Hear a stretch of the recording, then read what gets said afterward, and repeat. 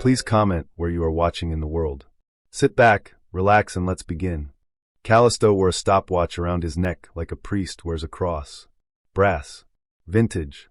Worn smooth by time and fingers. It wasn't for fashion. He used it. Every time we met, I'd see his thumb gently rest on the top, ready to click. When I smiled. When I kissed him. When I cried. He clicked it every time. Start. Stop. Reset. It's not about time, he told me. It's about rhythm.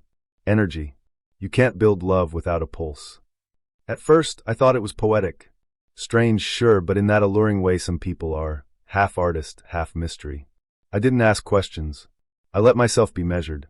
We met at a time when I needed a distraction. A breakup behind me. A new job in front. I was floating, waiting for gravity. Callisto was gravity. He was lean, pale, always dressed like he'd stepped out of a dream stitched together from antique stores and forgotten theaters. His words came slow and deliberate. He said my name like it was a wine he was tasting.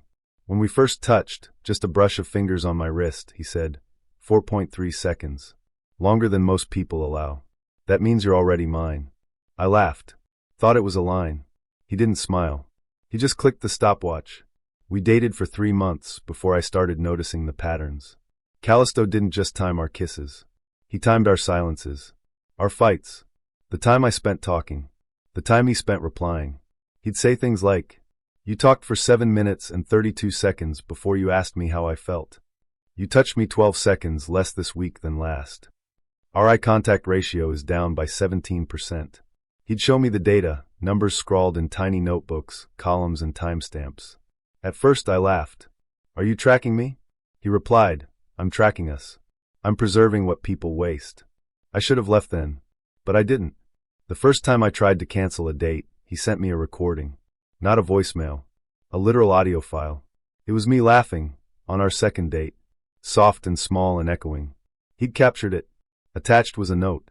That moment was 9.7 seconds long. I re-listened to it 31 times today. When I asked how he got the audio, he said, "I keep everything that matters." I began to lose track of myself. I started timing things in my head, subconsciously adjusting. If I held his hand for 10 seconds yesterday, I'd make it 12 today. If I complimented him twice last week, I'd try for 3 this week. He never said he was unhappy. He didn't need to. The stopwatch did. He'd sigh if I was off. He'd beam if the timing was right. Love, to Callisto, was an equation. And I was always being graded. The more I tried to match him, the more he adjusted the goalposts. One night, I asked him what his longest relationship had been. He paused. Tapped the stopwatch once. 17 days, 4 hours, 19 minutes, he said. Before they broke the rhythm. "That's it?" I asked. He looked at me with something like pity. "They ran out of time," he said. "You don't want that to happen, do you?" His apartment was clean in a way that felt clinical. No dust. No color. No photographs. Just clocks. Dozens of them. All ticking at once. Slightly out of sync. A hum beneath every breath. There were drawers he kept locked. Shelves with boxes labeled by names and years. I didn't ask. Until I did. One day while he was in the shower, I opened the bottom drawer in his desk. Inside, stopwatches. Dozens of them. Each one carefully placed in a velvet slot. Each labeled with a name in small, perfect handwriting. Aaron. Tobias. Lien. Maya. Jonas. All stopped. Each with a timestamp frozen, some short, some long. On the back of each. Final moment. Then I found mine. Still ticking. I closed the drawer. Sat back on the couch. Smiled when he walked out, towel slung low. He kissed me and said, 36 seconds without speaking. "You were waiting for me." I nodded. I didn't sleep that night. After that, I started seeing the stopwatch in my dreams. Hanging over my bed. Hovering above my chest. Clicking. Clicking. Clicking. One morning, I told him I needed space. He nodded. Pressed the stopwatch to his lips like a goodbye. "Everyone does eventually," he said. "But that doesn't mean the time resets." He pulled something from his pocket. A little box. Inside, a new stopwatch. Blank. Untouched. "Keep it," he said, "so you don't forget how long we lasted." I left. Blocked his number. Changed mine. I didn't hear from him again. But the stopwatch he gave me, it kept ticking. Even when I tried to break it, I threw it in a river. It washed up on my porch the next day. Still ticking. I started hearing clicks when I walked down the street, when I blinked, when I turned on the shower. Sometimes I see people pause, just slightly, when I pass them, as if they're tracking something. Sometimes I look in the mirror and wonder if I've already run out of time and just haven't been told yet. Last week, a box arrived at my door. No return address. Inside, a new stopwatch.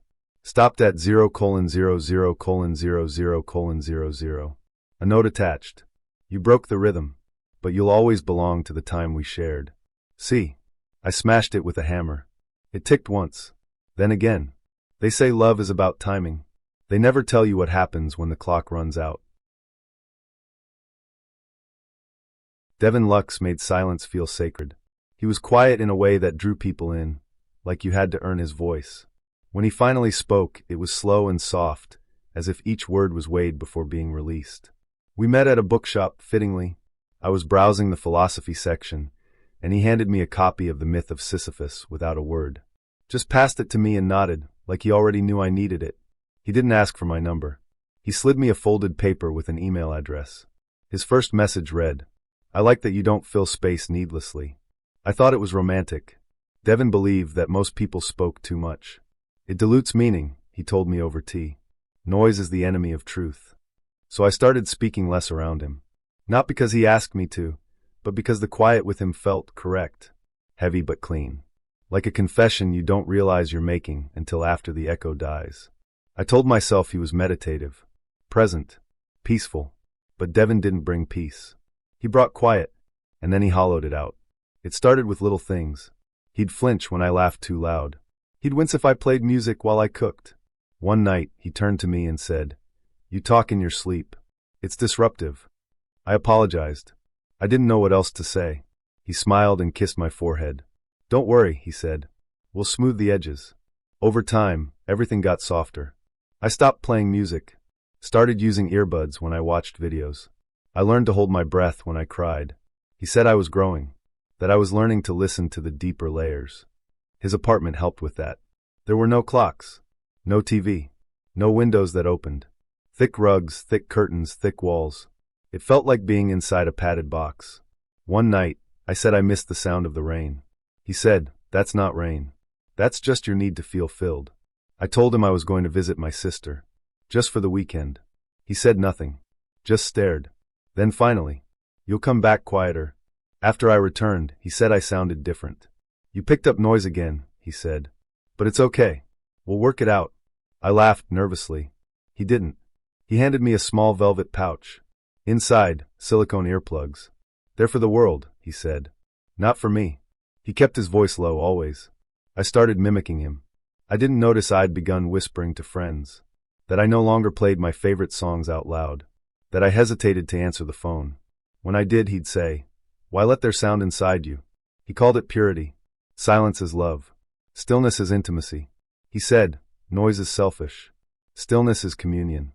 One night, I realized I hadn't heard my own voice in almost a day. That scared me. I looked in the mirror and whispered my name.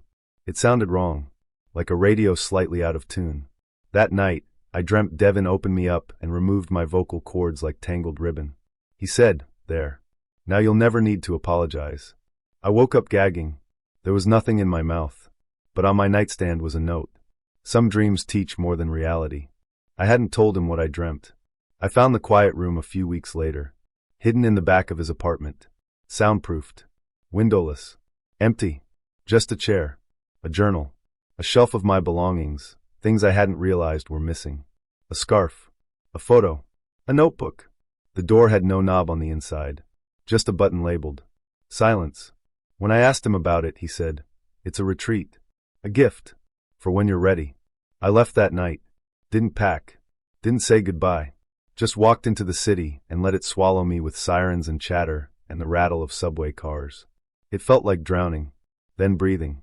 I changed my number, moved, lived with noise again, laughed again, but something stayed.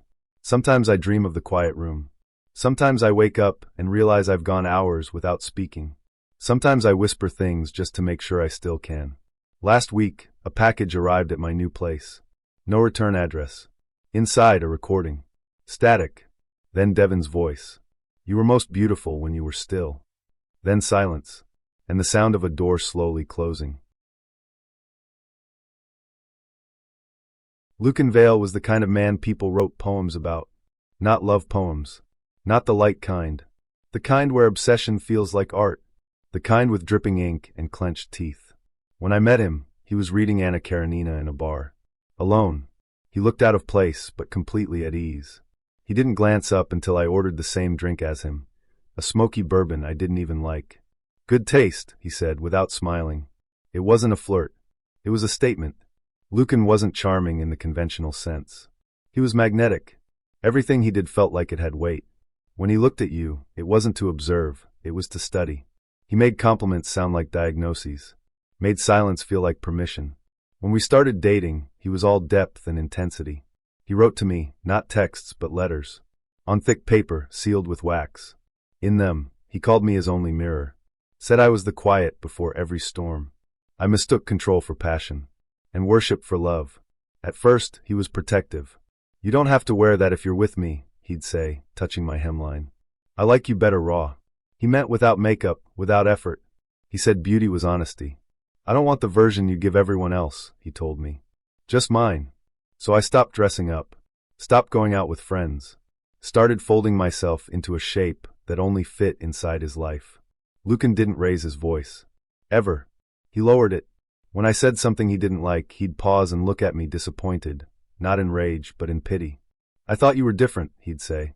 I thought you got it. What was it? The rules. The language of him. The quiet manipulations stitched into his love like landmines. It started with small things. He didn't like me laughing too loudly. Said it was jarring. Didn't like when I ordered food without asking what he wanted first.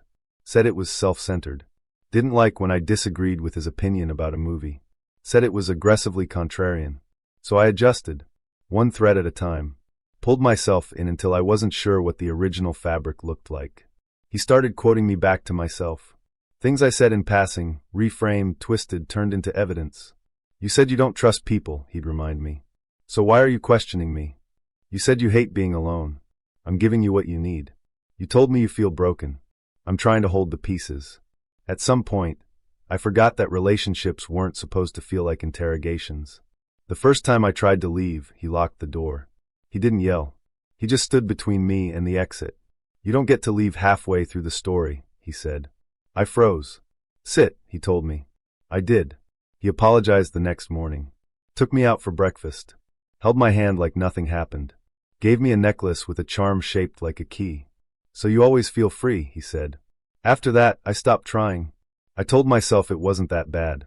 He never hit me. He never screamed. He just pressed. Pressed until I bent. Until I couldn't tell the difference between care and control. I lost my job. Couldn't focus. Lucan said, maybe it's time you focus on what matters. I stopped seeing friends. Lucan said, they don't get you the way I do. I started waking up in tears and didn't know why. Lucan said, you're too sensitive for the world. He made me keep a journal. Document your process, he said. Write down what you learned from me. I filled pages with contradictions. One day, he sees the real me. Another, I don't know what the real me is anymore.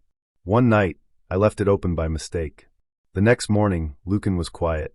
He handed me a fresh notebook. Said, let's start again. I stayed for 7 more months. Because I was scared. Because I was tired. Because I forgot how to leave. Then came the phone call. A friend I hadn't heard from in a year. She said she missed me. That she'd seen a photo of me on someone's feed, thin, hollow-eyed, standing behind Lucan like a shadow. You okay? She asked. I almost said yes. Instead, I whispered, no. And just like that, something broke open inside me. I left that night. Didn't pack. Didn't write a note. Just walked out while he was asleep. I stayed with my friend.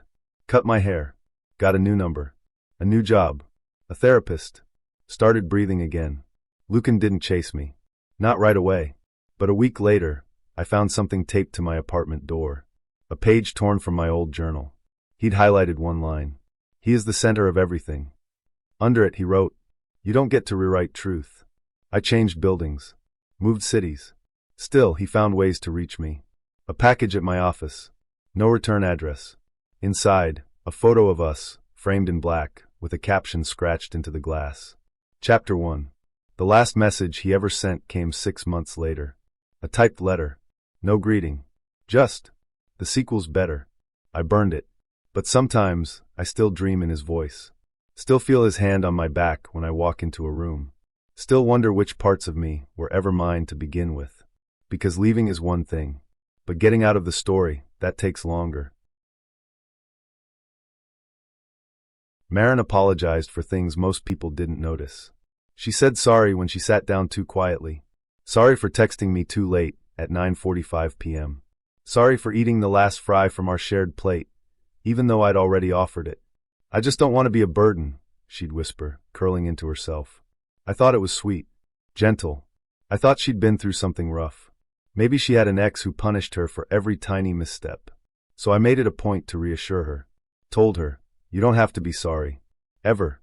Looking back, I wonder if that's where it started. We met at a wine bar neither of us liked. Her friend bailed on her, my date ghosted. She was sitting at the counter, fiddling with her necklace. I ordered the cheapest glass they had and accidentally sat too close. She looked over and smiled like I'd walked out of a dream she'd forgotten. We started talking, and the night melted.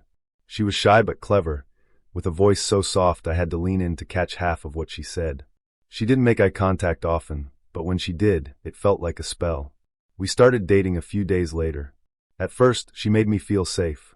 Like I couldn't mess up. Every time I did something wrong, forgot a plan, left my phone on silent, spaced out during a story, she'd say, "It's okay, I'm sorry I didn't communicate that better." She even apologized when I was late. I laughed about it with friends. Said I'd found the most understanding person alive. But somewhere along the way, her apologies changed. It started small. "I'm sorry you were upset last night," she said one morning. "I wasn't," I replied, confused. She smiled gently. "You were. You just didn't want to show it." Another time. "I'm sorry I made you tell me not to talk about my parents." "I never said that." "You did," she said. "You just didn't use those words." I hesitated. I couldn't remember not saying it. But I couldn't remember saying it either. She looked so hurt. So certain. So I apologized. And that was the first time I said sorry for something I hadn't done. Over time, things got murky. She'd bring up things I didn't remember. Arguments we never had. Promises I didn't recall making. "You said you'd be there for my audition," she whispered once, tears brimming. "I waited an hour." Marin, I didn't know about it." "Yes, you did. We talked about it last Tuesday." I checked my phone. No messages. No mention of any audition. Still, I apologized. Because she looked like I'd broken her. And what kind of person breaks someone that fragile? Eventually, I stopped being sure of anything. I'd replay conversations in my head. Check old texts. Journal entries. Recordings even. But I could never find proof, just gaps. Blank spaces where her memory stood louder than mine. I started second-guessing everything. Did I really raise my voice that night? Did I actually forget her birthday? It wasn't for another month, was it? She kept apologizing too, endlessly like a looped prayer. "I'm sorry I remembered it wrong. I'm sorry you had to feel like the bad guy. I'm sorry I made you do this to me." The words came like rain, gentle, persistent, flooding everything. One night, I woke up sweating, heart racing. I'd had a dream. Marin was standing at the foot of my bed, whispering my name, over and over, each time more sorrowful than the last. I looked around. Empty room. I reached for my phone. There was a message from her. "I'm sorry if I woke you." I never heard the door open. I started pulling away. Stopped replying to every text. Took longer to answer calls. Gave vague excuses for why I couldn't come over. She noticed. "Did I say something wrong?" she asked. "I'm sorry." "You didn't. I just need space." Her eyes filled with tears. "I'm sorry I made you feel that way. I just thought we were connected. You always said I could tell you anything." I didn't remember saying that, but I nodded. Then I found the notes. I'd gone to her apartment while she was out, just to grab my sweater. The drawer she always told me not to open was already cracked. Inside were stacks of paper. Labeled. Organized. Conversations. Arguments. Moments of clarity. All meticulously dated, time-stamped, and written from her point of view. March 4th, he said he didn't want me talking to Rob anymore. I cried. He said I was being dramatic. March 17th, he forgot our anniversary dinner. I stayed quiet so he wouldn't feel bad. April 1st, he told me I'm not allowed to mention my parents again. Said it brings the mood down. None of it was true. I hadn't said any of those things. I know I hadn't. Had I? That night, I confronted her. She didn't deny it. She didn't even look surprised. I just needed to remember things clearly, she said. You change your mind so often. Sometimes I feel like I'm going crazy. I stared at her. Marin, none of those things happened. She blinked. Yes, they did. I left. Didn't say goodbye. Didn't explain. I blocked her number. Deleted our texts. Changed my locks. Spent weeks trying to scrub her from my life like a virus. But memory is a faulty archive. And guilt is a good editor. It didn't end there. I started receiving emails from her. Strange, long emails written like journal entries. I know you need time. I'm sorry. I'm working on myself. You were right to be mad. I shouldn't have made you feel like you had to lie. I forgive you, even if you won't forgive yourself. I never replied, but I read every one. Some part of me needed to. Then came the package. No return address. Inside, a binder. My name on the cover. Inside, new notes. Notes from after I left. He texted me goodnight at 2:04 a.m. I know he still thinks of me. He told me in a dream that he missed how I see him. He says sorry in his silence. I closed the binder and set it on fire. Watched it turn to ash in the bathtub. I moved cities. Got a new phone. New job. New everything. But still, on certain nights, I wake up at 2:04 a.m. with the memory of a voice whispering, "I'm sorry I made you forget who you are."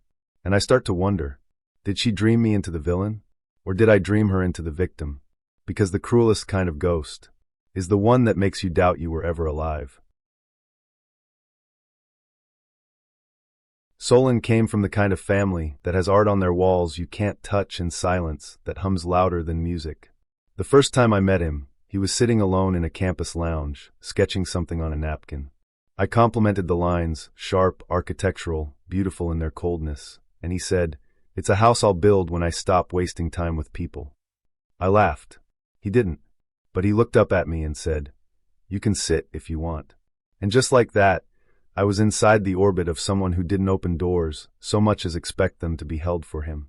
Solon was clever in a way that made me feel slow.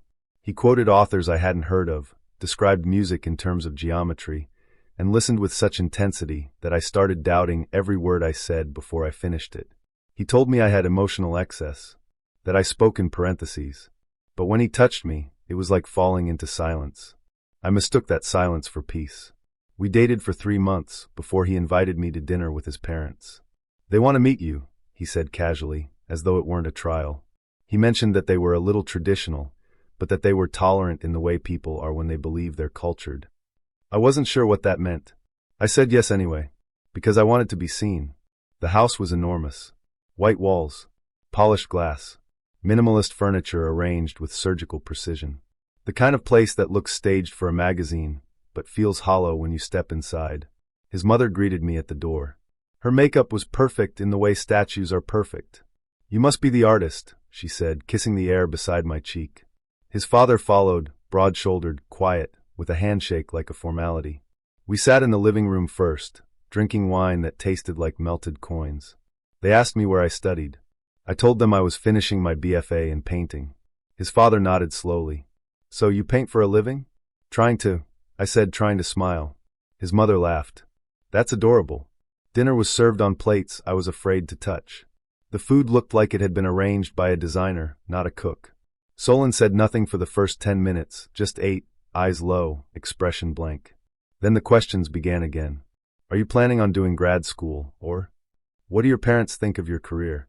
Do you sell your work, or is it more of a passion project?" I answered politely. Tried to stay graceful. Solon didn't speak. Not once. He just watched his plate like it might speak for him. When his mother asked if I was currently working in food service to support the art habit, I laughed nervously. "Yes," I said, "but just until I graduate." His father chuckled.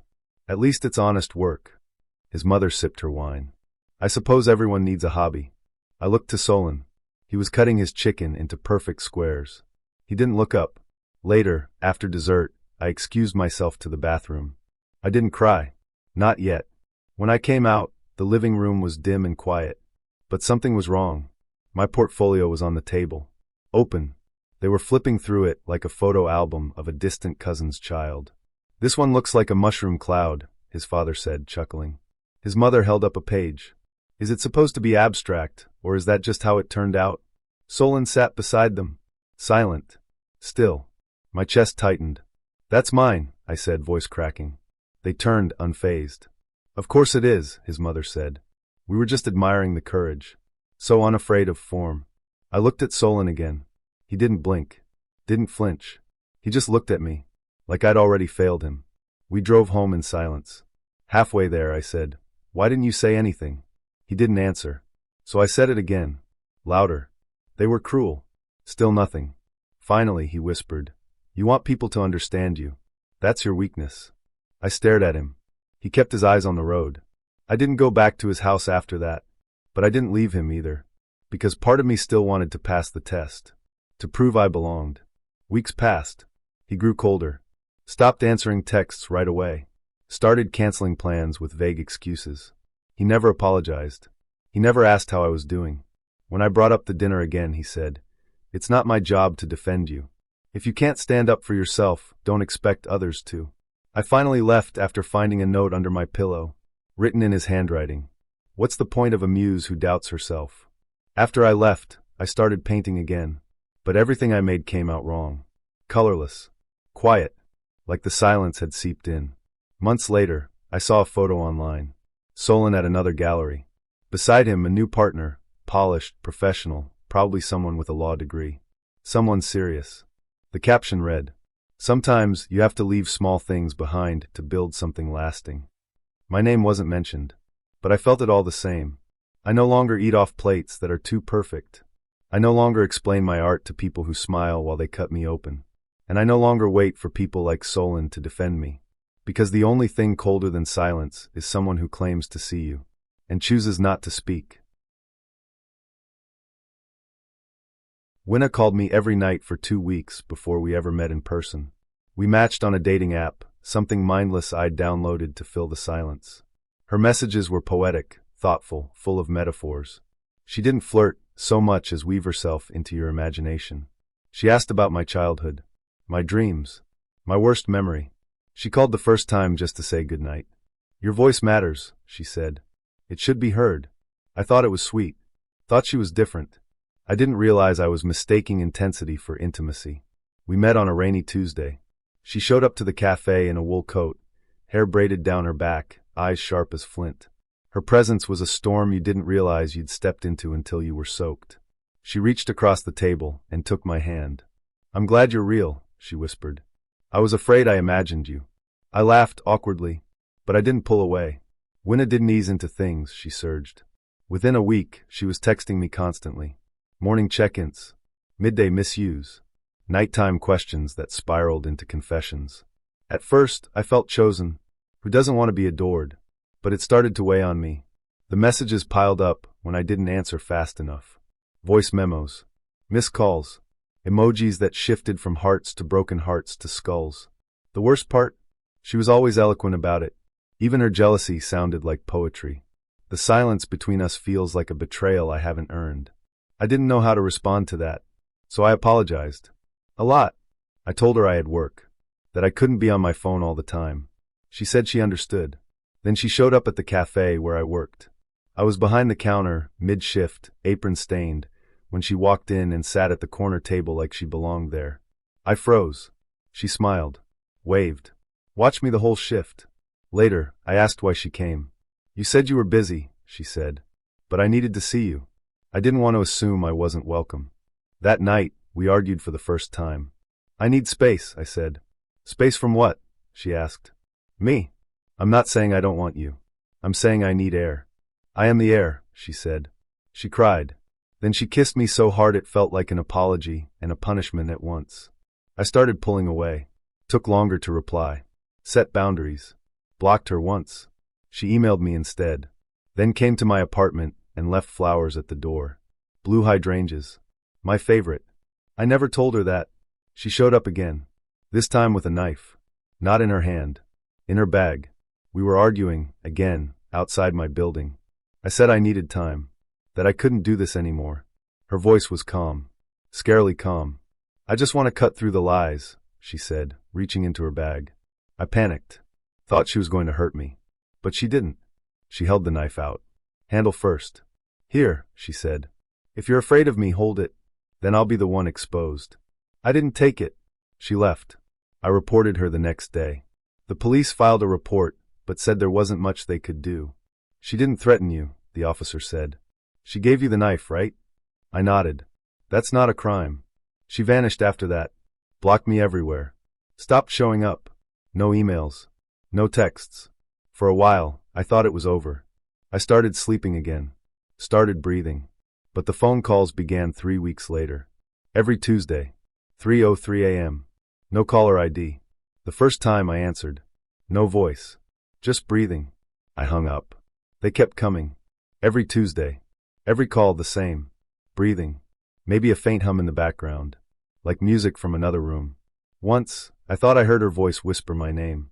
But maybe I imagined that. Maybe I needed to. I changed my number. The calls still came. Different numbers. Same time. I stopped answering. But they always left voicemails. Always blank. Except for the breath. I moved. New address. New phone. New routine. Still the calls came. And then came the ringing. Not just my phone. But inside the house. From somewhere I couldn't find. It would start around 3:03. A low tone. Not a song. Not an alarm. Just a single, endless ring. It wasn't from any device I owned. It lasted exactly 33 seconds. Then silence. I started hearing it in other places. At work. On the bus. In the bathroom. That low, steady tone. Always for 33 seconds. Always at 3:03. I stopped sleeping. I started recording the sounds. Nothing ever played back. I saw her once. Across the street. Just standing there. She didn't wave. She didn't move. Just watched me. Then she stepped behind a bus shelter and disappeared. I started dreaming about the ring. In the dreams, it came from inside my chest. I'd wake up gasping, convinced there was a phone lodged in my ribcage, vibrating against bone. Sometimes, I dreamed she was calling from underground. From inside the walls. One night, I stayed up. Sat in the dark. Waited. 3:03. The ring began. I stood up and walked toward the sound. It came from my closet. I opened the door. Nothing. Just clothes. Dust. And one thing I hadn't seen before. A photo. Taped to the wall. Of me. Sleeping. On the back, written in red ink. I told you I'm the heir. I moved again. Farther this time. New state. New number. Burner phone. Still the ringing comes. Every Tuesday. 3:03. No voice. Just breath. And love that won't let go. Nico had the kind of beauty that felt cinematic. Dark curls. Pale skin. Eyes so blue they looked unreal, like someone had turned up the saturation just for him. He spoke in a soft, deliberate voice, like he was always narrating a novel. When we met, at a gallery opening I almost skipped. He was standing alone in front of a painting of a woman screaming into an empty hallway. I like this one, he said without looking at me. It feels honest. We talked for 3 hours after that. I left with his number, a fluttering feeling in my chest, and a belief that something important had just begun. He was perfect at first. The kind of attentive that made you feel like the world had paused just for you. He'd send thoughtful messages, poems, quotes, midnight thoughts. He remembered things no one else did. My favorite tea, the way I took my eggs, the childhood scar on my left wrist I never mentioned twice. We went on 5 dates in 10 days. I told myself it was magic. It felt like falling into a soft place. Warm. Safe. Unquestionable. Until it wasn't. The first red flag came wrapped in roses. I'd mentioned my favorite flowers once, in passing, blue violets. They reminded me of a book I loved as a kid. A week later, a bouquet showed up at my office. No note, but I knew who sent them. Sweet, right? But then it happened again. And again. Even when I didn't tell him where I was. A Sunday afternoon at the park with friends, blue violets appeared on the bench beside me. After a yoga class I'd never posted about, a single flower tucked beneath my windshield wiper. Still, I ignored it. Told myself he was just intuitive. Then he showed up outside my work. It was a Tuesday. I was walking to grab lunch when I saw him across the street, just standing there. No call. No text. Just watching me. I smiled and waved. He crossed the street and kissed me. I missed you, he said. We didn't plan anything today, I replied. I know, he said. But I had a feeling. The next day he showed up again. And the next. I told him I needed space during work hours. He apologized. Brought me a smoothie. Said he just wanted to surprise me. It's romantic, he said. You'll see. The turning point came one night when I posted a photo on my private story. Just a drink at a rooftop bar, no location tagged. 20 minutes later, he was there. I figured it out, he said, smiling. How? He shrugged. You posted a picture of that drink once before. I remembered the background. Traced the string lights. That night, I changed all my privacy settings. Made everything private. Told him gently that I needed boundaries. He smiled, then frowned. I just want to see you, he whispered. Why is that wrong? I tried to pull away after that. Slower replies. Less availability. Polite deflection. He didn't take it well. He messaged more. Called more. Started sending long, looping texts about how much he cared, how afraid he was to lose me, how empty he felt without my voice. One night, he left a voicemail. You make me real. Without you, I feel like static. Please don't let me disappear. Another night. I know where you live. I would never hurt you. I just need to be close. I blocked him. Everywhere. Every platform. Every number. Then came the emails. He used burner accounts. Anonymous servers. Some were long and poetic. Others just said, I'm still here. I came home one night and found a note slipped under my door. It said, You looked beautiful sleeping. I didn't sleep that night. The next morning, I called the police. Filed a report. They were kind but non-committal. No direct threats, they said. Technically hasn't broken any laws. Keep records. Be careful. I bought blackout curtains. Changed the locks. Slept with pepper spray by my bed. My heart began to live in my throat. Then he vanished. No calls. No emails. No flowers. No shadow across the street. Weeks passed. Then months. I started to breathe again. I moved cities. Got a new job. Told myself I was safe. Started dating someone new. Someone kind. Quiet. Predictable. I never told him about Nico. Some stories feel like curses when you say them out loud. Then it happened again. I found blue violets on my porch. No note. Just the flowers, perfectly arranged. I froze. Stared at them like they were bleeding. It couldn't be him. He didn't know where I'd moved. I never told anyone. I took a picture. Deleted it. Threw the flowers in the trash. A week later, another bouquet. A different arrangement. Still violets. This time a small card. No writing. Just a single drawn eye. My phone started ringing again. Every Tuesday. 3:03 a.m. No caller ID. No sound on the other end. Just breathing. Steady. Familiar. I changed my number again. But the calls kept coming. New numbers. Same time. I stopped answering. But I couldn't stop knowing. I started seeing him in crowds. Once at the grocery store, his back turned, same curls. Once on a train platform, just the eyes staring. Always gone before I could be sure. But I knew. I moved again. This time across the country. New name on my mailbox. New routine. New life. But fear travels. And shadows are good at waiting. Last week, I found a package. No return address.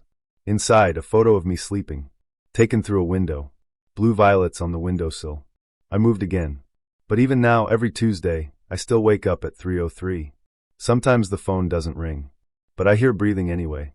Inside the house. Jenny liked my hair from the moment we met. Not in the way people usually say they like your hair. Not a compliment, not flirtation. She said it reverently. We met at a bookstore hosting a poetry reading. I was browsing the metaphysics shelf when she walked past, then turned back and stared at me. Your hair is the color of smoke, she said. It means you've survived something. I laughed. Thanks. She didn't laugh back. Just smiled softly. It's rare to see someone whose spirit hasn't left their body yet. She handed me a book I hadn't noticed, Folklore of the Wound, and disappeared. Inside the cover, she'd scribbled her number. We went out that weekend. She wore long velvet sleeves, carried a satchel that jingled when she moved, and drank tea like she was divining the future in the steam. I don't believe in accidents, she said during our second date. By the third, she kissed me and whispered, I dreamed you before I met you. And I didn't run. Because Jenny was beautiful in that uncanny way. The kind of beautiful that makes you ignore the bells going off in your head. You don't fall in love with people like her. You slip. She started asking for small things. A button from a jacket. A thread from a scarf. the wrapper from a candy I'd chewed. Just for my altar, she'd say with a playful smile. Keeps the energy balanced. I thought it was eccentric, artsy, maybe even kind of sweet in a weird, witchy way. Then she asked for my hair. I want a piece of you, she said, brushing her fingers through it. Just a strand. I gave her one. She tied it with red thread and kissed it before slipping it into her pocket. Her apartment looked like a dream built on bones. Candles burned in every corner. The walls were covered in old mirrors and strange symbols I couldn't place. Bundles of herbs hung upside down from the ceiling. Books were stacked in uneven towers, all worn and thick with margins scribbled in black ink. I found a box once while looking for a charger. Inside, dozens of tied clumps of hair. Curled, looped, labeled. One had my name on it. Another said, Tomas, 2017. Another, Marie failed. I didn't say anything, because I didn't know how to say, what the hell is this? The dream started after that. Vivid, strange. I'd wake up covered in sweat, unable to move for minutes. In them, I stood in a circle of candles, whispering words I didn't understand while something watched me from the shadows. I told her. She smiled. That means the ritual is working. What ritual? I asked. She shrugged. Don't worry. You're safe with me. I laughed it off. Told myself it was just her aesthetic. Just an identity. Just the things lonely girls do to feel in control. But things kept getting worse. I found carvings on the underside of my bed frame. Small symbols etched with something sharp. I asked Janine about them. She didn't deny it. They're protective, she said. For your aura. You carved them into my furniture without asking. I love you, she said, as if that explained everything. I started seeing her in my dreams, even when I was alone. Started feeling her fingers on my forehead before I fell asleep. Woke up one night to find her standing over me, whispering words I couldn't understand. What are you doing? I asked, heart pounding. Sealing the bond, she said, stroking my hair. I didn't sleep for 2 days after that. I tried to pull away. Told her I needed space. That I was overwhelmed. She didn't scream. Didn't cry. She just tilted her head and said, but we're already connected. Then she left. That night, I found a wax figure on my doorstep. Small. Pale. Humanoid. It had my hair embedded into its scalp. And its chest was hollow. I didn't open it. I burned it. Or tried to. It didn't catch fire. Just melted slowly. Smoked black. Smelled like blood. The dreams worsened. I woke up with scratches down my back. I checked the cameras. Nothing there. I started hearing whispers in the walls. Felt something shift in my apartment at 3:33 a.m. every night. Lights flickered. Candles I hadn't lit would burn out on their own. I bought sage. Salt. Crosses. Nothing helped. I moved. But Janine found me. She left a package outside my new place. Inside, a new wax figure. And a note. This time, don't fight it. Let it finish. I called the police. They took a statement. Said they couldn't arrest someone for witchcraft and candles. They told me to block her. I did. She sent letters instead. Then drawings. Of me. Surrounded by flames. Eyes missing. One drawing showed me sleeping, a hand hovering over my chest. The hand had Janine's ring. I stopped going outside. Quit my job. Cut off friends. My apartment became a cage. Then a chapel. I drew symbols on the walls myself, desperate to balance whatever she had done. I burned my own hair. I prayed to things I didn't believe in. But still the dreams came. One day, I woke up with dirt under my nails and candles burned down around my bed. I had no memory of lighting them. There was a voice in my head when I woke. Her voice. You are becoming. I finally confronted her. Cornered her outside the same bookstore where we met. You need to stop, I said. I'm not yours. You don't get to do this. She just stared at me. You gave me your hair, she said, almost sadly. That means something. No, it doesn't. She smiled. It will. That night, I cut all my hair off. Burned it in the sink. Let it turn to smoke. And for a while everything stopped. The dreams. The notes. The whispers. I thought maybe I was free. Until this morning. I found a figure on my porch. Bait. Eyes missing. Heart open. Inside the chest was a tiny scrap of paper. On it, in her writing, I don't need your hair anymore. You're already mine. Brenna Faye had a laugh like a knife through velvet. She was my best friend. Always had been. We met in 8th grade over a shared hatred for cafeteria chicken nuggets. She was bright, too bright. The kind of person who filled up rooms and shut people down with a glance. I was the quiet one, the sidekick, the shadow to her glittering sun. And I didn't mind. Not for a long time. We did everything together. Slept over at each other's houses, watched movies under a shared blanket, wore matching bracelets made of broken guitar strings and red thread. When I got my heart broken at 16, she said, "You don't need anyone. You have me." I believed her. Even when we drifted to different colleges, different cities, different timelines, I always thought we were safe. Untitled. Tyron was warmth in a denim jacket. I met him at a bookstore, of all places. He offered to help me reach a copy of The Bell Jar, which felt both ironic and intimate. We started dating a few weeks later. He was sweet, curious, always asking questions. He made playlists for every mood, drew tiny doodles on napkins, and slipped them into my coat pockets. With him, I felt whole. Naturally, I introduced him to Brenna. It was like watching two puzzle pieces snap into place. They got along too well, laughed a little too hard at each other's jokes, shared looks I didn't understand, but I told myself not to be paranoid. They were both flirty, both bold. I was just being sensitive. That was what Brenna always said about me. "You feel everything too loud," she'd whisper, like it was a compliment. The first real crack came on a random Thursday. Tyron left his phone on the couch while he showered. It buzzed once, twice, then kept going. I didn't mean to look. I didn't. But curiosity is a cruel little thing. The name on the screen said B. The messages. Thinking about last night. "You smell like autumn. Miss you already." Then a selfie. Brenna, wrapped in sheets. Hair wild. Smiling. I stared at it for a long time. Not because I didn't believe it, but because I did. I didn't scream. Didn't cry. Didn't throw the phone across the room. Instead, I waited. Waited for Tyron to step out of the shower, towel slung low, face glowing with steam. I asked him calmly, "Do you love her?" He blinked. "What?" "Brenna.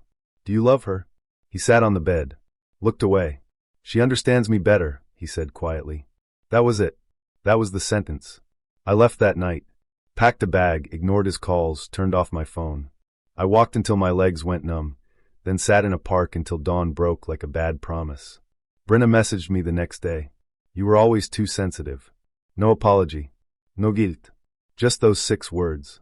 Like my heartbreak was a flaw in me, an overreaction. Like I was the problem for feeling betrayed. I blocked them both. Tried to erase them. But grief doesn't respond to logic.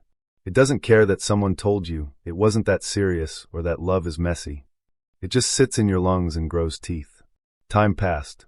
I started over. New city. New job. New people. But the internet has a way of haunting you. Every few months, I'd see them online. In photos. Together. Always smiling. Always cropped. If you didn't know what to look for, you'd never realize the third person had been cut out. Me. There was one photo in particular. Tyron at a festival, Brenna leaning into his shoulder, both laughing under fairy lights. I remembered that night. I took that photo. My thumb was still in the original corner. But they'd edited it out. The betrayal wasn't just that they loved each other. It was that they'd rewritten history. Deleted me from the story. Like I had never mattered. I started collecting the photos. Screenshots. Posts. Captions. At first, it was masochism. But then it turned into evidence. Proof that I existed. One night, after too much wine and a grief-shaped playlist, I messaged Brenna from a burner account. "Do you ever think about what you did?" She responded instantly. "You never really belonged to him. Or to me. Some people are just interludes." I didn't sleep that night. I sat up imagining all the times she had smiled at me, hugged me, told me she loved me. And I wondered, when did she decide I was disposable? Months later, I bumped into them. It was bound to happen eventually. Same city. Same circles. They were at a gallery, holding hands, her wearing a necklace I'd given her years ago. They froze when they saw me. I didn't speak. Just walked past them. But I smiled. Not because I was okay, but because it hurt them. Later that night, I found another photo online. A group shot. Big smiles. Brenna and Tyron in the center. Laughing. Happy. If you zoomed in, you could see me in the mirror behind them, passing by, blurry, half-turned. An accident. A ghost. That was the last time I ever saw them in person. But not the last time I heard from her. Every year, on my birthday, I get a message from a blocked number. Happy interlude. That's all. I used to cry when I read it. Now I just delete it. But some nights, I lie awake and wonder what hurts more. That they betrayed me, or that they never looked back. Destina was the kind of person who made you feel lucky just for being near her.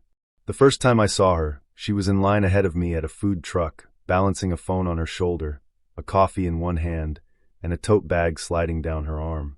She turned to me with this bright, exasperated grin and said, "If I drop dead, promise me you'll finish my falafel." I laughed. She winked. And somehow, 5 minutes later, we were eating together on the curb like old friends. By the end of that week, we'd had 3 more spontaneous meetups and 1 proper date. By the end of the second, I was falling. Destina was fire and velvet, charismatic, chaotic, and endlessly distracting. When she talked, she demanded the world's attention. She told stories like they were confessions. Her past was always just blurry enough to sound fascinating. She never asked for permission. She expected yes like the weather expects rain. And I gave them. All of them. At first. I planned her birthday dinner because she didn't believe in planning for herself. "It's more special when someone else cares," she'd said, twirling a piece of hair around her finger. "That way it means something." So I booked the table. A cozy little restaurant, intimate, fairy lights, candles on each table. I made the reservation for 6. She said that was perfect. Just close friends. I picked up the cake myself. Even got the flowers. Wore my best shirt. She was 35 minutes late. When she finally walked in, she wasn't alone. She wasn't even with 5 other people. She brought 17. 17 people. I counted. They flooded in like a wedding party. Loud. Laughing. Throwing their arms around her like they'd missed her for a decade. They took over half the restaurant. Tables were pulled together, chairs dragged across the floor, confused servers scrambling to adjust. I stood up, stunned, and Destina kissed me on the cheek. "You're amazing," she whispered, like I'd known all along. I didn't want to make a scene. So I smiled. I nodded at her friends. Said hello. Shook hands. Sat down and let it all happen. They ordered everything. Wine. Appetizers. A round of oysters. More wine. More plates. Someone asked for an off-menu dish, and the waiter just blinked and said they'd see what they could do. I sat there in the middle like a prop. Someone even asked if I was the event planner. I laughed. Too hard. Destina didn't sit beside me. She bounced between conversations, posed for pictures, clinked glasses, told stories that didn't include me. I caught her looking at me once. She gave a thumbs up and mouthed, "You're doing great." When the check came, it was slipped discreetly beside me. The waiter didn't ask. He just placed it in front of me like I'd already signed the contract. I didn't even look at it at first. Just stared at the little leather folder. My name on the reservation. My world tilting. Then I glanced at the number. I had to blink twice to make sure I wasn't hallucinating. It was almost $900. I swallowed hard. I looked around. No one was reaching for their wallets. Some were already standing, stretching, laughing, preparing to leave. Destina caught my eye. Winked. Then turned back to her conversation. I paid. With a shaky hand and a maxed-out card. That night, I couldn't sleep. I lay awake, staring at the ceiling, the receipt on my nightstand like a blood-stained napkin. I told myself not to overthink it. Maybe she didn't realize. Maybe she thought we'd split it. Maybe. But no. The next morning, she posted a photo. Her, smiling at the table. Her friends laughing in the background. Candles glowing. Plates full. My chair was cropped out. The caption read, "Blessed to have people who always show up for me." I stared at it for a long time. No tag. No mention. I commented, "Glad you had a good time." She replied with a single heart emoji. Then she deleted the comment. I tried to talk to her about it. Told myself I needed closure. Or maybe just a refund. We met for coffee. She looked radiant, like nothing had happened. She thanked me again for being such a rock star, and said her friends loved the vibe. I said carefully, "You didn't tell me there'd be that many people." She blinked. Sipped her latte. "I figured you could handle it." "You didn't offer to help pay." She smiled. "You're the one who invited us." "Us?" She shrugged. "Don't twist it. I want to understand what that night was to you." "You're making this weird," she said softly. "It was a beautiful night. Why ruin it with numbers?" I didn't see her for a while after that. I tried to move on. Forget the whole thing. But she didn't make it easy.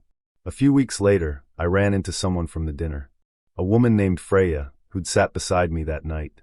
She looked surprised to see me. "Oh," she said. "I thought you moved." "I didn't." She smiled, awkward. "Weird. Destina said you ghosted. That you blocked her." I blinked. "No, that's not what happened." "Yeah, she said you couldn't handle being with someone in the spotlight. That it intimidated you." My stomach dropped. "What else did she say?" Freya looked uncomfortable. "That you got weird. Controlling. Didn't like sharing her." I left that conversation shaking. I tried messaging Destina. She left me on read. The next day she posted a tweet. "Some people can't love you unless they're the only one who matters. Their love comes with receipts." I became a punchline. A ghost boyfriend. The bitter ex who couldn't handle a queen. Every time I tried to defend myself, it looked worse. More desperate. So I stopped. But I started noticing something. It wasn't just me. A bartender I knew, he'd dated her briefly, told me she once brought him to a family dinner, then left him with a check after introducing him as her driver. Another guy said she'd used his credit to lease a car, just temporarily, then ghosted him before the second payment. There were patterns. But no one cared. Because Destina was untouchable. She floated through lives like perfume. Left people gasping and dizzy, then disappeared. Months passed. I still saw her now and then. On mutual friends' stories. At parties I avoided. Always glowing. Always loved. Then one night, I got an envelope under my door. Inside was a photo. Of that dinner. Uncropped. There I was, sitting at the edge of the table, shoulders tense, eyes hollow. A ghost at my own party. On the back, she'd written, "You'll always be part of something bigger than you." That night, I took the receipt from my drawer, folded it into a paper crane, and set it on fire. I watched it curl and vanish, and promised myself, never again. The first time I met Elric, he was carrying a tarantula on his shoulder. Not in a cage. Not in a box. Just casually perched there like a brooch made of nightmare. We were at a friend of a friend's art show. One of those warehouse gallery pop-ups with flickering fluorescent lights and experimental jazz humming from a dusty speaker. I was drinking cheap wine out of a plastic cup when Elric appeared beside me, a living Halloween prop clinging to his hoodie. I flinched. He didn't. "She's friendly," he said. "Her name's Matilda." I nodded, trying to hide my panic. "Cool. Super cool. Love spiders." He smiled. "No, you don't. But I like that you tried."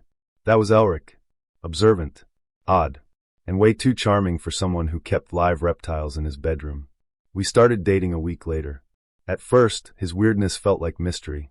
He had a terrarium in every room, lizards, snakes, insects. He talked to them like they were roommates. He'd whisper to his boa constrictor while cooking, recite poetry to his bearded dragon while folding laundry. Elric the Enchanter, I called him once. He just smiled and said, "Animals are honest." That's all. He wasn't wrong. He was gentle, in an eccentric way. Open but unreadable. When he looked at you, it was like he was peering through a keyhole into your soul. He made you feel chosen. Known. We dated for 2 months before things began to shift. Tiny things at first. He insisted on keeping all the windows closed, even during heat waves. Said the lizards liked it that way. He labeled everything in his apartment, drawers, plates, even chairs. "Helps with alignment," he told me. "Prevents energy slippage." I rolled with it. Everyone has quirks, right? Then came the spider. It happened late one night. I'd stayed over. We were in bed watching some black and white horror flick from the 60s. Elric fell asleep, his head on my lap. I got up to grab water. I didn't see her. Matilda. She must have been crawling across the rug. I felt the crunch before I saw her. A horrible, delicate pop beneath my heel. I froze. Looked down. She wasn't squished completely, just broken. Still twitching. I screamed. Elric sat up instantly. "What was that?" I couldn't answer. Just pointed. He walked over, knelt beside what was left of Matilda. Picked her up with both hands like she was a child. He didn't scream. He didn't cry. He whispered she was 16. Then he looked at me. "You'll have to bury her." I thought he was joking. He wasn't. He handed me a small shoebox lined with tissue paper and moss. Inside, Matilda, her legs carefully tucked, her body posed like she was sleeping. "I already made it," he said, "for when the time came." He led me out to the backyard behind his apartment. Gave me a tiny, ornate trowel. Told me where to dig. The hole had to be 5 inches deep. No more. No less. I did it. He read a eulogy. quoted some poem about decay and the cycles of life. We stood in silence afterward for what felt like a full minute. He didn't hold me. He didn't thank me. He just said, "Matilda was always afraid of being forgotten. You helped her pass with dignity." That night, I couldn't sleep. Things got stranger after the funeral. Elric's rules multiplied. He asked me to wear socks at all times indoors, said it disturbed the floor spirits otherwise. He reorganized his bookshelf so that all the spines faced the wall. "They don't like being watched," he said. He made me sit in the same spot on the couch every time I visited. Told me the cushions were memory mapped and could sense disruption. I tried to laugh it off. Told myself he was just sensitive. Artistic, maybe grieving in his own way. But the house began to feel less like a home and more like a shrine. Then I found the second shoebox. It was a rainy Sunday. Elric was out running errands. I stayed behind to work on a freelance piece. Got cold. Went searching for a blanket in the hall closet. That's when I saw it. On the top shelf. Black ribbon tied around it, just like Matilda's. I pulled it down. Inside was empty, except for a name written on the lid. My name, in Elric's handwriting. I froze. Stared at it for a full minute, trying to make sense of it. Was it a joke? A gesture? Some kind of symbolic thing? When Elric came home, I asked him. He didn't deny it. Didn't smile. "It's for when you leave me," he said softly. "What?" "I prepare. That's all." I laughed nervously. "Elric, that's creepy. You can't make a coffin box for me just because we're dating." "It's not a coffin," he said. "It's a container. For memory. For grief. I don't like forgetting." I told him it made me uncomfortable. He just nodded. Most truth does. After that, the house began to close in around me. I found notes tucked in my bags. Inside my shoes. Tiny slips of paper with phrases like, "Please don't vanish. Some things shouldn't be left behind. Stay soft. Stay here." I stopped staying the night. He noticed. One evening, he invited me over for something special. I considered saying no, but guilt gnawed at me, so I said yes. He cooked dinner, beat pasta of course blood red, and lit candles all over the apartment. No lights, just flames and shadows. Everything felt deliberate. He handed me a gift. Another shoebox. I hesitated, heart pounding. "Open it," he said. Inside was a glass orb. Inside the orb, suspended like a scene from a snow globe, a tiny model of me. Hair, clothes, expression, all accurate. It was too perfect. Too detailed. "I made it," he said. "From memory. And hair." I dropped the box. He didn't flinch. "I don't want to be remembered like this," I said. He blinked slowly. "But it's how you are." I left that night. Didn't say goodbye. Changed my number 2 days later. But Elric didn't chase me. Not directly. Instead, I started receiving letters. Each one postmarked with no return address. The envelopes lined with pressed flowers. Inside, drawings. Me sleeping. Me crying. Me holding Matilda's box. He drew me like I was a saint in mourning. Each drawing was signed. E. Archivist of the Dead. I moved cities. New apartment. New friends. New job. But sometimes when I check my mailbox, I still find packages. Shoeboxes. Always empty. Always tied with black ribbon. I never open them anymore. I just know. I met Alara on the worst day of my life. I'd just been fired, budget cuts, nothing personal, and was sitting in a coffee shop staring at my reflection in a black cup of burnt Americano when she slid into the seat across from me. "Bad day?" she asked, without a trace of hesitation. "No introduction." Just that feline smile. I blinked, confused. "Do I know you?" "You look like someone who needs a reason not to go home," she said. "I'm Alara." And just like that, she became a part of my life. She was stunning in a way that made you forget how to talk. Her energy was sharp, like she saw the future and already knew what it would cost you. That night, we talked for hours. She said she was in between jobs, modeling occasionally, working on a screenplay she'd been emotionally incubating for years. She had one of those voices that made you lean closer without realizing it. When she touched your hand, it was deliberate, like she was pulling threads out of your skin. By the time we kissed, outside, beneath flickering neon, I'd forgotten I was supposed to be grieving my job. I forgot everything. She moved fast. Within a week, she was sleeping over. 2 weeks in, she had her favorite coffee stocked in my cabinet. 3 weeks, and she was making breakfast in my t-shirt like she'd been doing it forever. There was something about the way she said my name. soft and echoing, like she was casting a spell.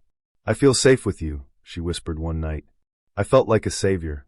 I mistook that feeling for love. It was around week 4 that she asked for money. We were sitting in bed, half watching a movie. She paused the screen and looked at me with a seriousness I hadn't seen before.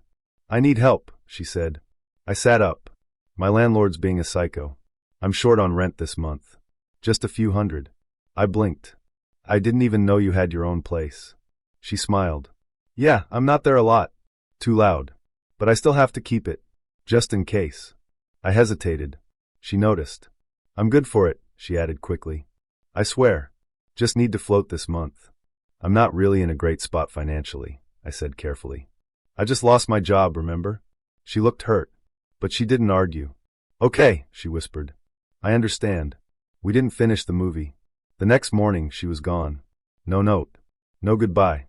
I tried texting her. Calling. Nothing. Hours passed. Then I opened Instagram. She'd posted a photo of herself looking out a rainy window. The caption read, "Sometimes the people who claim to care the most disappear when you're most in pain." The comments were immediate. "He sounds like trash. You deserve better." "I've been there.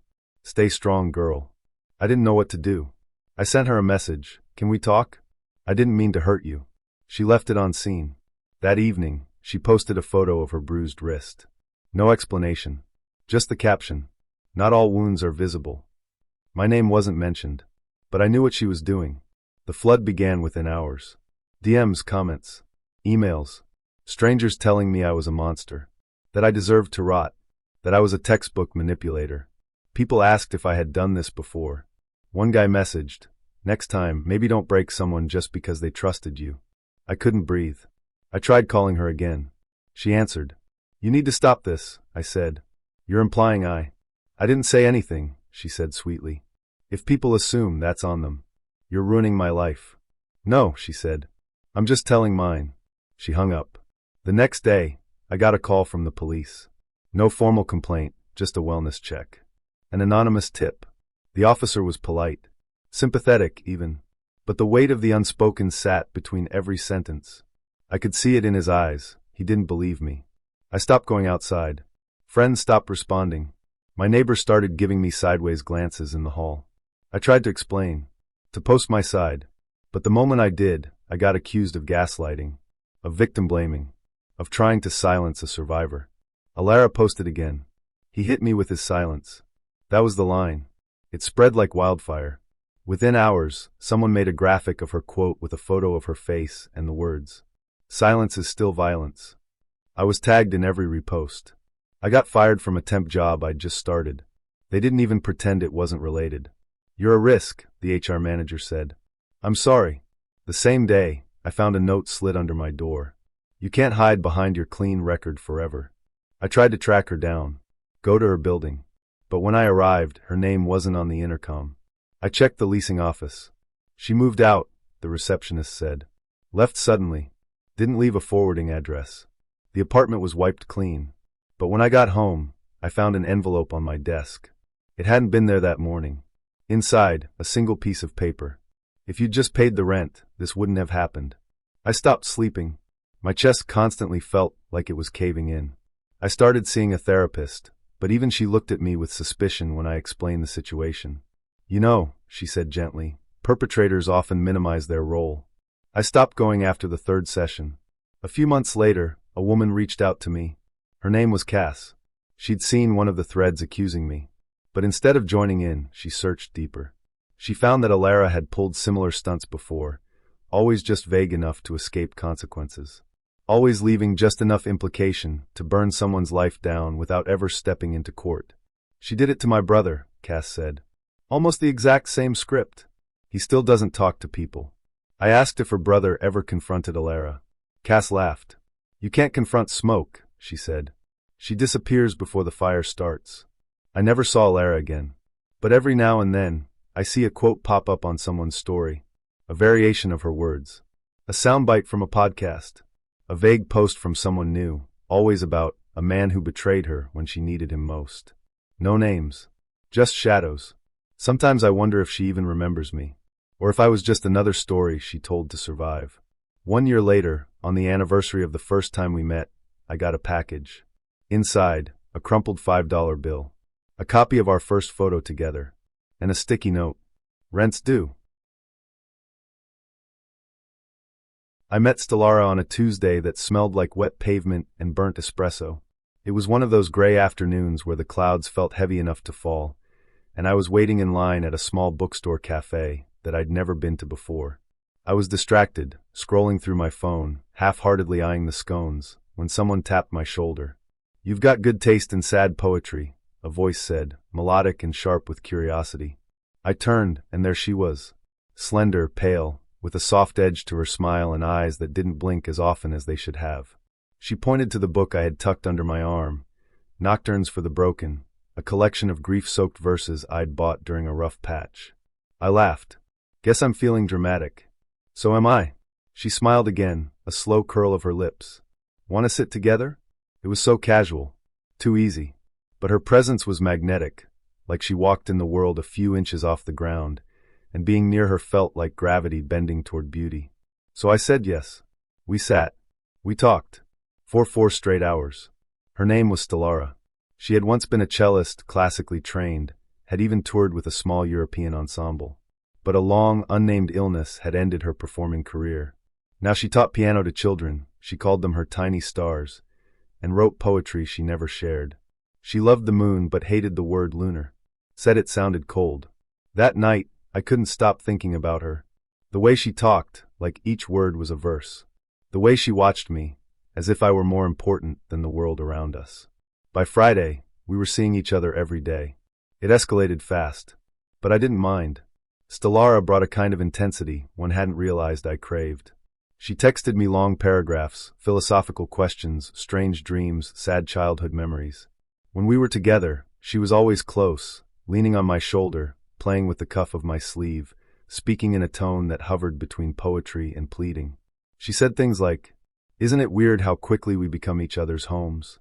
You feel like the last chapter in a book I've read before." At first, it felt romantic, deep, like she was peeling back layers no one else had touched. But then it started to feel too much. She cried when I didn't answer a text right away, apologized for no reason, then accused me of pulling away. She'd stare at me sometimes with a strange sadness and say, "I just hope you don't leave before it's time." I chalked it up to trauma, to passion. I told myself I could handle it. Then, on the 13th day of knowing her, she told me she was dying. We were in my apartment, on the floor beside the couch, drinking cheap wine and listening to a scratched record she'd brought. "My kidneys are failing," she said, so casually I almost didn't hear her. "What?" She repeated it. "They're shutting down. It's genetic. Complicated. I'm not eligible for the transplant list." I froze. "Jesus, Stellara. I didn't know. I'm telling you now." She sipped her wine. "There's a workaround. A directed donor. Someone healthy. Compatible.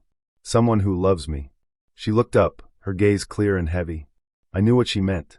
"Stell," I said carefully, "we've only known each other for 2 weeks." Her expression didn't change. Not a flicker. "I know," she said. "I understand." She left shortly after. Said she was tired. She didn't kiss me goodbye. The next morning, my phone was a war zone. Dozens of texts. Missed calls. Emails.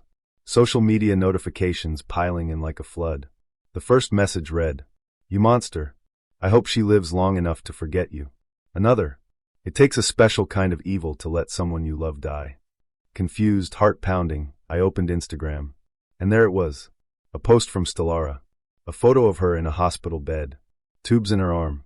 Her face pale but lit from within, like martyrdom made flesh. The caption read, "He could have saved me. But he chose not to. Some people only love when it's easy." She tagged me. The comments were a funeral of my reputation. Name and shame. This guy's heartless. Imagine being given a chance to be a hero and choosing to be a ghost. This is emotional homicide. Some were from strangers. Some from people I vaguely knew. Friends of friends. College classmates I hadn't spoken to in years. I tried to defend myself, at first. Tried to explain. But each reply was twisted, mocked, dismissed. So I deleted my accounts. All of them. Vanished from the digital world like a ghost. But it didn't stop there. A week later, flyers started appearing. posted on street lamps near my building, taped to cafe windows, left under windshield wipers. Always the same design. A photo of Stellara. The quote from her post. My full name printed underneath in bold. Then the voicemail came. Blocked number. 2:17 a.m. I let it go to voicemail. When I listened, I heard a single sentence whispered like a curse. Your kidney could have saved her. Then a breath. A click. Silence. I moved apartments. Changed my phone number. Told my boss I was taking a mental health leave. But none of it helped. Once a month, without fail, I received a new letter. No return address. Inside, an organ donor form. Blank. Just waiting for my name. The first one I tore up. The second I burned. The third, I left untouched on my kitchen counter for 3 days. By the sixth, I stopped opening them. But still I kept them. In a box under my bed. I tried to date again. Just once. It went well for a while. But then she Googled me. Her tone changed after that. Said she didn't feel safe. That she trusted survivors. She didn't elaborate. She just left. Months passed. I tried therapy. Group sessions. Meditation. I read books about toxic relationships and victim complexes and internet mob psychology. I told myself none of it was my fault. That I was the one who was used. But sometimes at night, when the wind whistled wrong and my chest felt tight, I thought, maybe I should have said yes. Not because I owed her my body, but because guilt rots slower than grief. Then came the book. I walked into a new bookstore trying to reclaim something, normalcy maybe, peace. And there, on the display table, was a lavender hardcover with no author listed. Just the title. He chose not to. My skin crawled. I opened it. Read the first page. He told me he'd be there. But when I needed him most, he disappeared. He said he wasn't ready. But I was ready to die. I closed it. Looked around like I'd been caught. I bought it. I don't know why. At home, I read it in one sitting. It was her. It had to be. She changed the names, the dates, the cities. But every page bled with our history, rewritten in her favor. I wasn't just the boy who said no. I was the boy who walked away from her grave. I didn't sleep. I paced. Drank too much. Looked her up again anonymously. She was everywhere now. Podcasts. Panels. College talks. Advocate for invisible illnesses. Voice for the medically betrayed. A woman who knows what it means to be left. I found a video of her TEDx talk. She spoke with elegance. Pain. Fire. Sometimes the ones who kill you don't lift a finger. They just refuse to reach out. The crowd cried. I wanted to throw something through my screen. One night, a new voicemail came. This time, she spoke. Hey, it's been a while. Just wanted you to know. I'm okay. I've found alternatives. You weren't the only one, after all. A pause. I never really needed your kidney. Just your guilt. Another pause. It lasts longer. Then a click. The next day, another form arrived. But this one was different. It was already filled out. My name.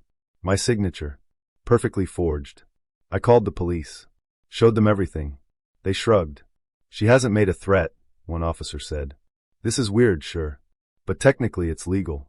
What about the forged signature? Could be a prank. I walked out feeling like a character in someone else's horror story. One I couldn't rewrite. There's a moment when your heart sinks and your brain refuses to follow. It's like the body knows something before your mind will let it in. That happened to me at 7:06 p.m., in a booth by the window at Veretti's Italian Kitchen, in a suburb just outside of Providence. And it all started when Eli told me he had a surprise dinner planned. Eli Dayton was not the surprise dinner type. He was routine, almost to a fault, Monday morning workouts, Friday movie nights, Thai food on Wednesdays. Our relationship was safe. Not boring, just soft around the edges. Predictable, in a comforting way. That's why I said yes when he picked me up that evening with a nervous little smile and said, I want a night to be special. It didn't even cross my mind to wonder why he seemed pale. I just thought he was trying. We pulled into a quiet parking lot, tucked between an insurance office and an old video rental store turned vape lounge. The restaurant was small, warm lights glowing through sheer curtains, white tablecloths and soft jazz pouring from inside. I'd never been there before. I asked how he found it. He said, someone recommended it. The hostess smiled when she saw us. Party of two? Eli hesitated, then nodded. We were seated at a table against the wall, near a frosted glass divider. He kept checking his phone, fidgeting with the corner of the napkin. I tried to ignore it. Maybe he was nervous about a proposal or some big job news. I had no idea what was coming. The waiter brought water and menus. I asked Eli, "You okay?" He smiled, but his lips barely moved. "Just a lot on my mind." "Work?" He shook his head. "No, something personal." But he didn't elaborate. I didn't push. At 7:06 p.m., a small bell jingled as the front door opened. I glanced up, half expecting the waiter or another couple. Instead, I saw a woman walk in holding the hand of a little girl. Behind them, 2 boys trailed in, all under 10. Then came the man. Tall. Familiar. My stomach turned. Because the man who walked in was Eli. I blinked. Looked at the man sitting across from me. Still Eli. Still here. Still real. I looked back at the family by the host's stand. The man turned, half smiling. And that's when it hit me. Not a twin. Not a doppelganger. The same man. My Eli. He froze when he saw me. So did the woman. She followed his gaze, her eyes landing on me like knives. The hostess said something, but I didn't hear it. Blood roared in my ears. My body went cold. Then hot. Then hollow. Eli, my Eli, stood up. Not the one by the door. The one at my table. He stood like he was walking toward his own funeral. I stood too. We both faced the front. Face to face with his other life. The woman stepped forward. She didn't scream. She didn't cry. She simply asked, "Is this the one?" Eli didn't answer. I did. "Who are you?" She laughed. Not kindly. "I'm his wife," she said. "And those are our kids." I felt my knees give.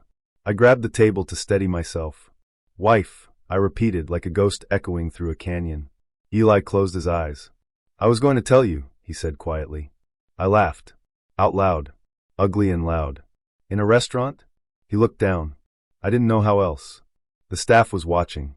Other diners turned their heads, pretending not to. The children were confused. The little girl clung to her mother's coat. One of the boys asked, "Who's that lady, Dad?" Eli's wife knelt down and whispered something to them, then stood and said to me, "You should leave." "No," I said, surprising even myself. "I think he should leave." She tilted her head. "Why?" "Because I didn't lie to anyone." Eli finally moved.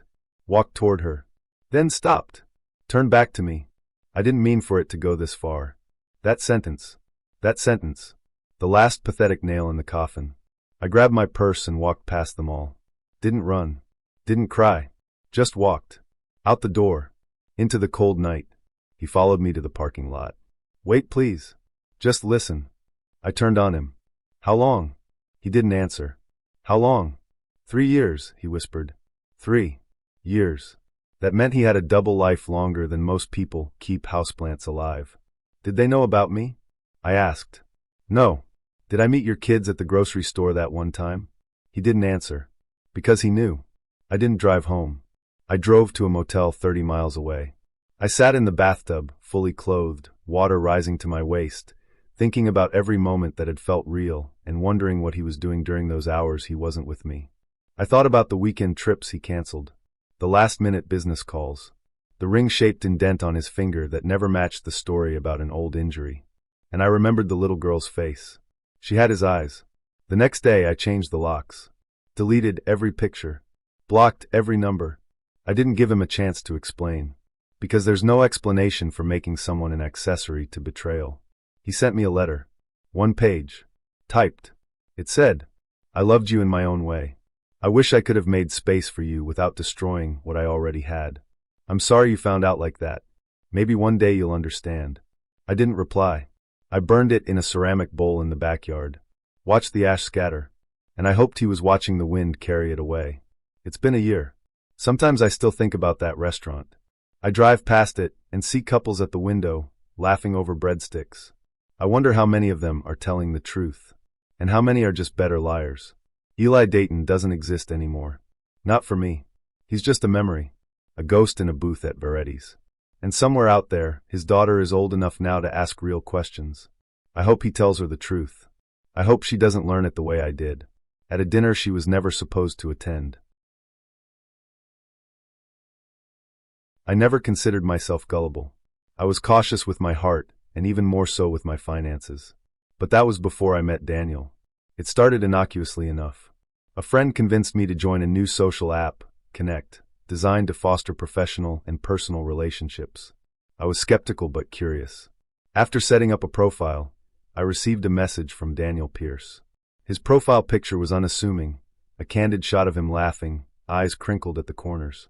His bio mentioned a love for travel, a career in finance, and a recent move to Chicago. He seemed genuine. "Hi Olivia," his first message read. "I noticed we have similar interests in travel and literature. Mind if we chat?" I hesitated but replied. What harm could a conversation do? Our chats became daily rituals. Daniel shared stories of his adventures, hiking in the Rockies, exploring European cities, and his recent endeavors in cryptocurrency investments. He was articulate, knowledgeable, and had a way of making complex financial concepts seem simple. "Crypto is the future," he told me one evening. "I've been fortunate to get in early. It's not just about money, it's about being part of something revolutionary." I admitted my ignorance about cryptocurrencies. Numbers and markets always seemed daunting. He offered to explain, and I found myself intrigued by his passion. Weeks passed, and our connection deepened. Daniel was attentive, always remembering the little details I shared. He'd send me articles about topics I mentioned in passing and recommend books he thought I'd enjoy. It felt like he truly listened. One evening, after discussing our favorite novels, he shifted the conversation. "Olivia, have you ever considered investing? Not just in crypto, but in general?" I laughed. "Me? I can barely keep track of my savings account." He chuckled. "I understand, but investing isn't just for the wealthy. It's about making your money work for you. I could guide you if you're interested." I was flattered but hesitant. "I don't know, Daniel. It sounds risky." "There's always risk," he admitted. "But with the right strategies, it's manageable. I wouldn't suggest anything I haven't done myself." His confidence was reassuring. Daniel's lessons began informally. He'd send me links to beginner's guides, explain terms like blockchain and wallets, and share his experiences. He emphasized the importance of starting small and only investing what one could afford to lose. After a month, he broached the subject again. "If you're comfortable, I can help you set up a small investment. Just to get your feet wet." I was still unsure.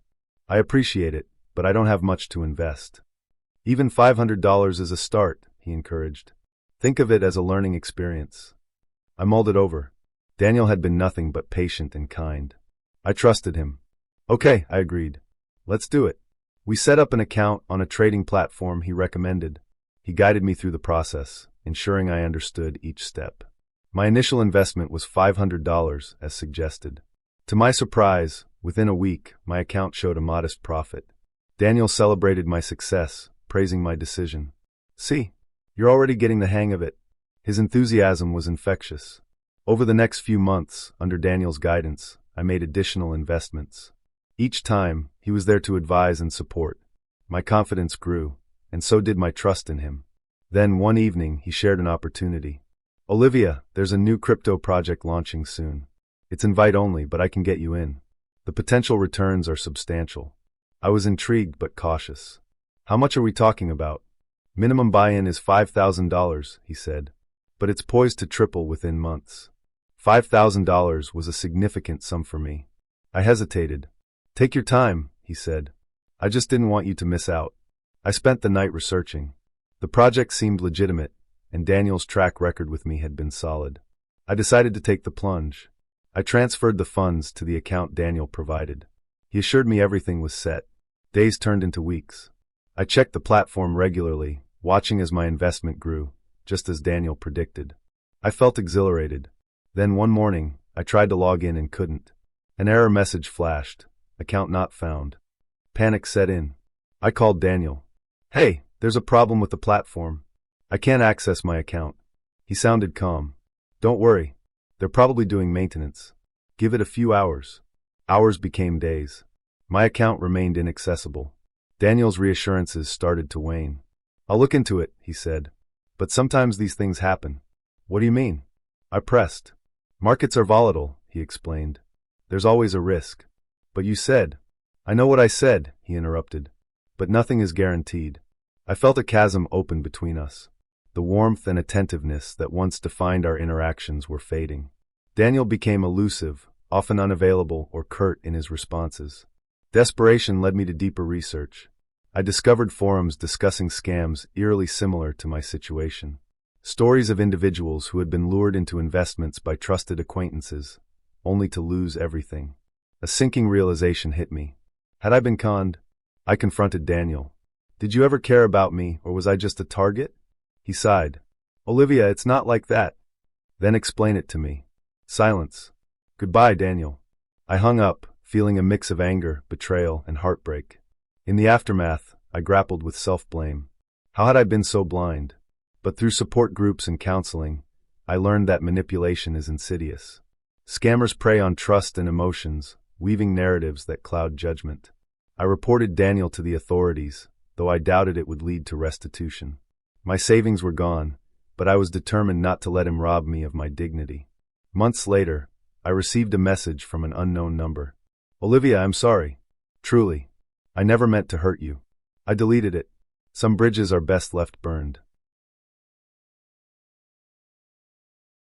I met Nura in late spring, when the city was suffocating under wet heat, and everything felt like it might bloom or rot. She was standing outside a closed flower shop, peering through the glass as if she could will it to open. Her sundress fluttered slightly in the breeze, though there was no breeze to feel. Her skin had a pale, unbothered glow, and she wore a small locket in the shape of a seed pod around her neck. I missed it by 10 minutes, she said as I passed her. What were you hoping to get? Something alive, she said, eyes still fixed to the window. A new voice from my garden. It was such an odd response that I smiled. She didn't look at me at first, but when she did, her gaze landed with weight. As if she'd just decided something. You should come see it sometime. I laughed awkwardly. Your garden? She nodded. We exchanged numbers beneath a flowering dogwood tree. I don't remember what I said. I don't remember what she said, either. Only that she looked like something half-grown and entirely dangerous. Nura lived on the top floor of a brownstone wrapped in ivy, in a neighborhood that smelled like hot concrete and too many secrets. Her apartment had no television, no artwork, no mirrors, just plants, everywhere. Vines trailed from the ceiling like veins. Potted flowers bloomed in every corner. Moss grew along the windowsills. A single twisted tree curled out of a broken ceramic tub in the middle of the living room. The air inside was thick, sweet, almost wet. She saw me looking and smiled. Each one has a name, she said. I asked if she'd always loved plants. She tilted her head. They loved me first. We started dating that week. At least, I think we did. She never asked. Never declared anything. She simply appeared in my life. A new constant. A new rule. She rarely left her apartment. Said the garden didn't like being alone. But she always invited me over. And each time I came, she asked questions. Deep questions. Intimate questions. Things no one had asked me since I was a child in therapy. What do you regret most from when you were 13? Have you ever broken something on purpose just to feel in control? Whose name do you still say when you're dreaming? Sometimes, she whispered my answers into the petals of her orchids. Other times, she murmured them while trimming vines. When I asked her why, she said, they grow best when they know who you are. Over time, the plants began to change. New blossoms bloomed, ones I'd never seen before. Unusual colors. Veined petals. Some glowed faintly in the dark. A lily-like flower in the kitchen started curling toward me when I entered. The moss on the bathroom floor became spongier, darker. It sighed when I stepped on it. I told myself it was just atmosphere. That Nura had created a living environment, so immersive it tricked the senses. Like walking into a dream someone else was having. But the changes in me were harder to explain. I began losing energy. Slowly at first. Just a little more tired. A little more distracted. But soon I started forgetting things. Words would vanish mid-sentence. I'd leave keys in the fridge. Miss calls. Sleep through alarms. I had bruises on my arms that I didn't remember getting. Pale purple half-moons along my thighs and shoulders. Nura noticed. She touched one gently and said, "You're adjusting." To what? The rhythm. When I didn't respond, she stroked my cheek and said, "The garden takes what it needs, but only from those it trusts." I stopped inviting her to my place. She never came anyway. When I suggested we go out for dinner, she frowned, as if the idea offended her. "Out there is too loud," she said. "It hurts them." She meant the plants. That was the first time I considered leaving. The next morning, I woke up in her apartment with no memory of arriving. There was dirt under my fingernails. A red smear on my ankle like a root had brushed me in the night. I asked her what happened. She looked at me, expression unreadable, and said, "Sometimes you come when you're needed. The garden remembers." I began documenting everything. Photos, voice memos, journal entries. One morning, I listened to a recording I had taken while sleeping. There were whispers. Nura's voice, soft and low. The heart opens best when it's left alone in the dark. Breathe in. Let go. You are mine, and they are yours. Grow. I went to her place less and less. Each time I stayed away, she sent me gifts. Not texts. Not emails. Living gifts.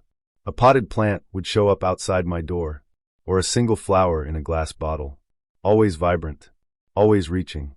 The petals would move, just slightly, as if tracking my breath. Once, I threw one out. It was waiting at my front door the next morning. Inside. No sign of how it had gotten in. Its leaves were curled. Hurt. I decided to end it. I went to her apartment. Prepared a speech. Told myself I'd be firm.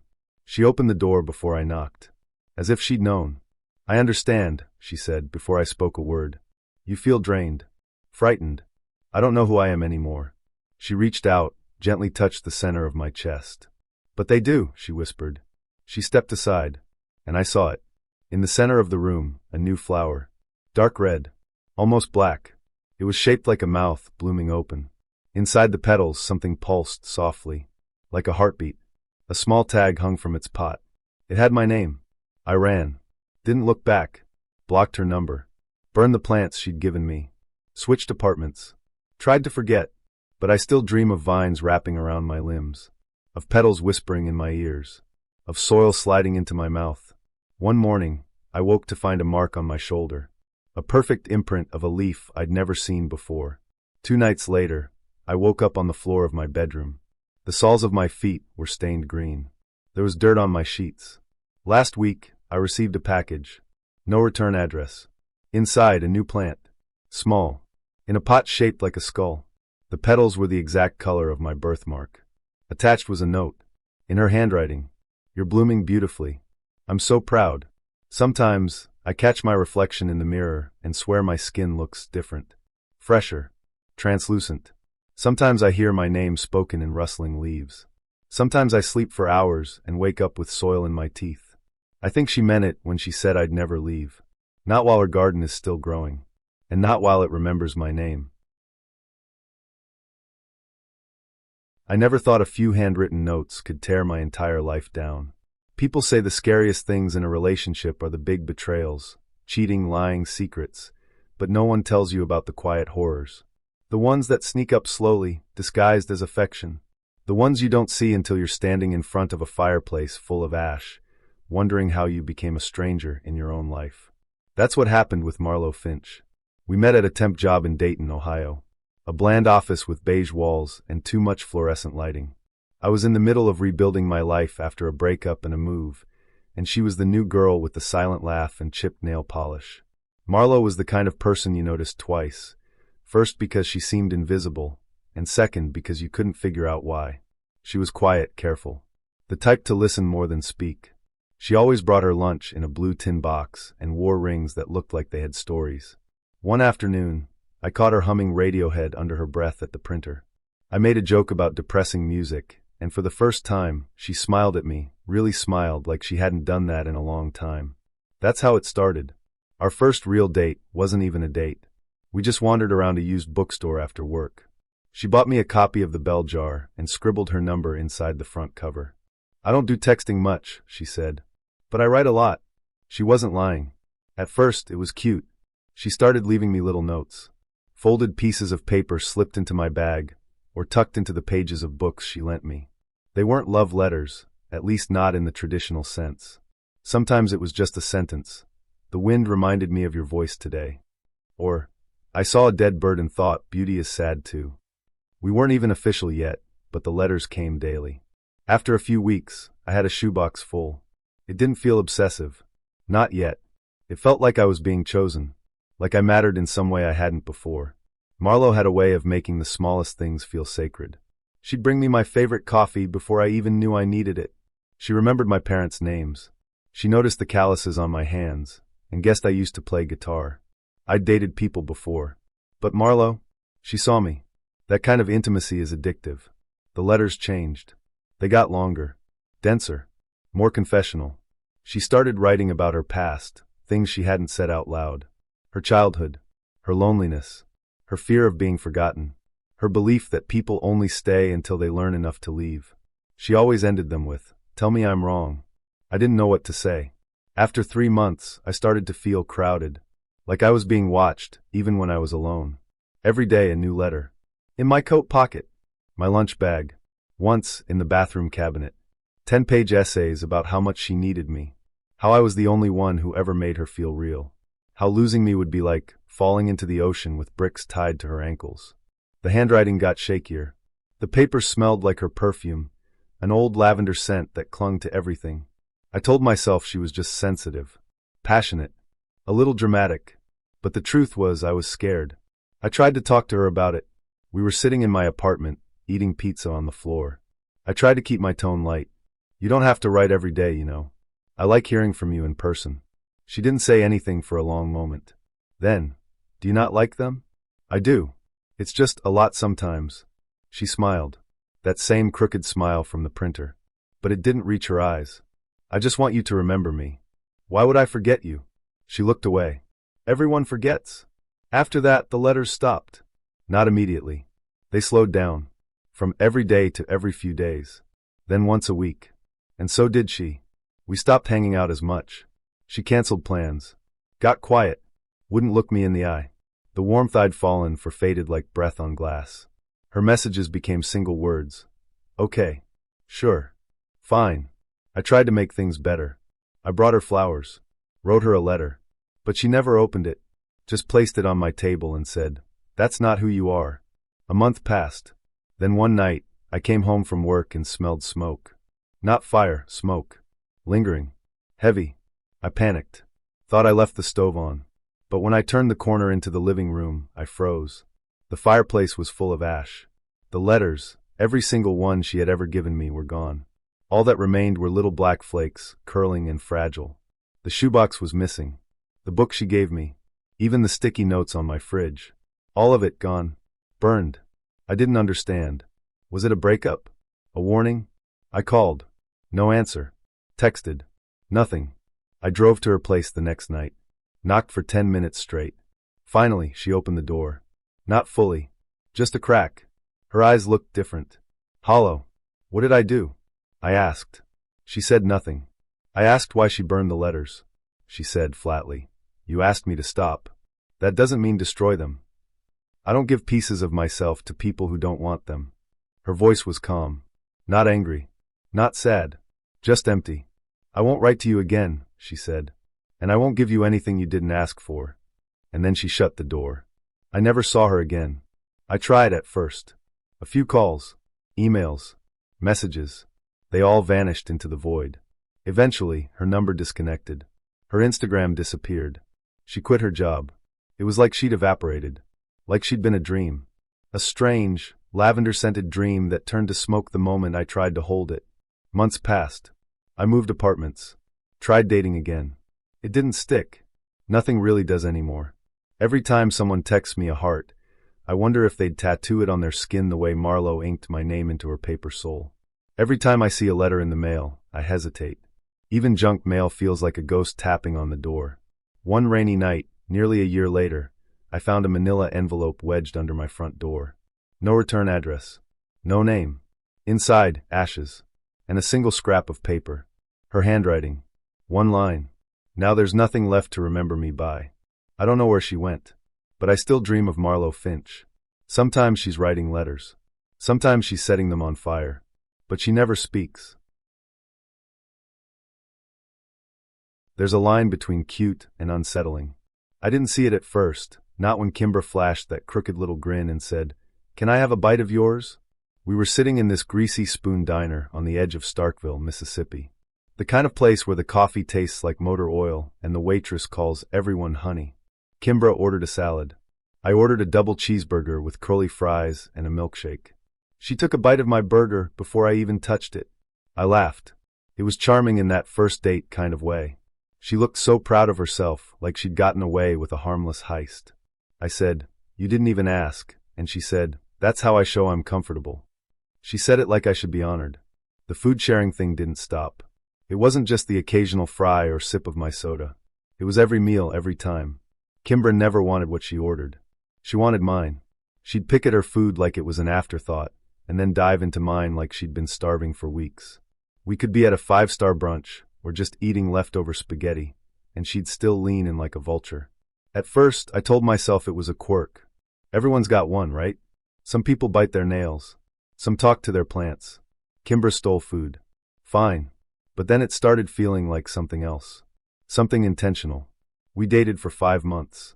I kept track, because that's how long I waited for her to offer me a bite of her food. Not once. Not one forkful. Not a crust of toast. Nothing. She'd say, I'm not a good sharer, like it was an adorable confession, while her hand was literally inside my bag of chips. I thought about bringing it up gently, but it felt petty. Who argues over food, right? Still, it ate at me. Pun intended. One night, we were making dinner at my apartment. Grilled chicken, mashed potatoes, roasted broccoli. Kimber kept grabbing pieces of the chicken, while I was still cooking it. I said, can you just wait till it's done? She laughed and said, it's just food, baby. But it wasn't just food. It was the feeling that I never got to have anything to myself. The final straw came on a Tuesday. We went to Bramble and Birch, a burger joint I'd been dying to try for months. I ordered the Goliath, a double patty with bourbon-glazed onions, blue cheese, and thick-cut bacon. Kimbra ordered a side salad with a bite of whatever you get. The burger arrived like a work of art, golden bun, crisped edges, juice glistening. I stared at it for a moment in reverence. And then, like clockwork, Kimber reached across the table. No pause. No warning. Just her hand on my plate. And something inside me broke. I stood up, picked up the plate, walked over to the trash can, and dropped the entire burger in. Kimber froze, her hand still hovering midair. The whole restaurant went quiet. She blinked once, twice, like she couldn't comprehend what had just happened. Did you just? She started. I didn't answer. Just sat back down and sipped my water. The silence stretched between us like a noose. Kimber's expression wasn't angry. It was confused, almost hurt. You didn't have to do that, she whispered. But I did. I had to. Because that bite wasn't just a bite. It was a tiny theft 1,000 times over. After that, something changed. She stopped texting as much. Our conversations were stiff, forced. I tried to explain myself, to say it wasn't about the food, it was about me.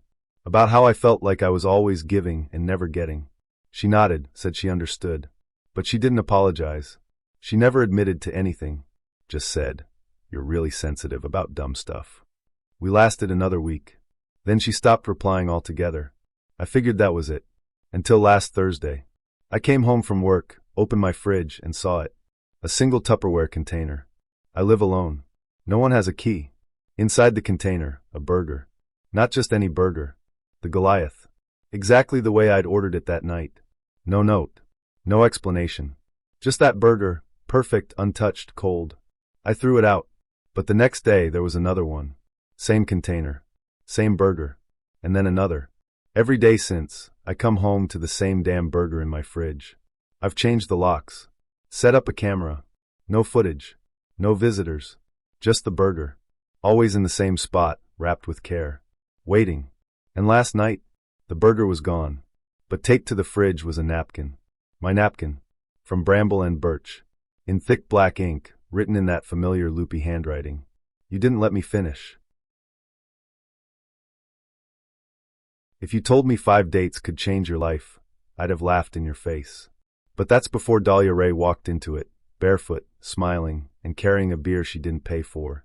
I met her at a backyard party in Asheville, North Carolina. Someone's birthday. I didn't know the birthday guy, or half the people there. I'd only come because my coworker begged me to get out of the house and touch grass. It was mid-September. The air was crisp, but not cold, and the music was just loud enough to drown your thoughts. Dahlia stood out immediately. She wasn't dressed like everyone else, no crop top, no flannel. Just a vintage sundress and a thick leather cuff on her wrist.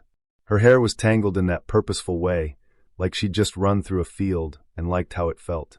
She looked like chaos on vacation, and I wanted to know her name. The first date was coffee.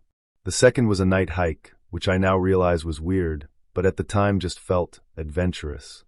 By the third, I had memorized the sound of her laugh. It came out of her throat like wind through stained glass, sharp, pretty, and not meant to last long.